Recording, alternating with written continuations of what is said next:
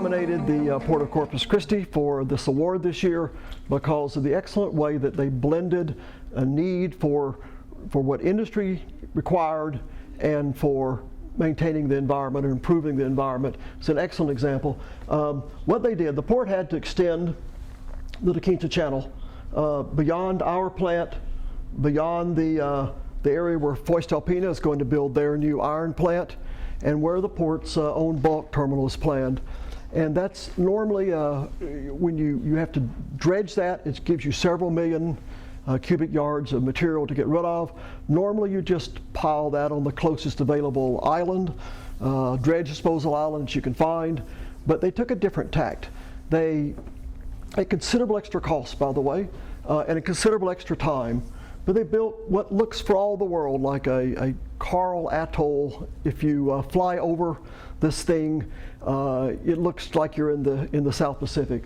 But it's a great thing of about 3/4 of a mile long that it covers. The outer part is covered with stone to protect the three industries here that are impacted, to protect us from storm surge. But the wonderful thing about this that makes it unique is back behind that barrier, and you can see this on the photos, they put a 200-foot wide strip that's only 1 foot to 2 foot deep to make a perfect paradise place to grow seagrass. And it's going to be a paradise for fish and everything else marine in the future. And you can see this, if you look just where the white tanks are on the thing, if you look in the foreground, there is a strip of land. That's where this island starts, just side of that. And the barrier island goes all the way around the full circle here, all the way to the far end. And across that entire length, there's that 200-foot wide strip behind it that is the habitat for seagrass and all the fish that will come to prosper there. This is built entirely from the material that the soil, the clay and the sand that was dredged out to extend the channel. The channel here is 45 feet deep. The new channel that's just been dug was 45 feet deep, millions of yards of soil.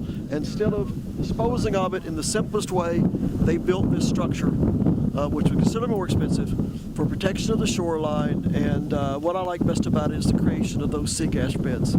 It's an excellent. The port's own bulk terminal, the Foist Alpina site, Chenier site, and in fact the Sherman Alumina site, all protected by this outer barrier.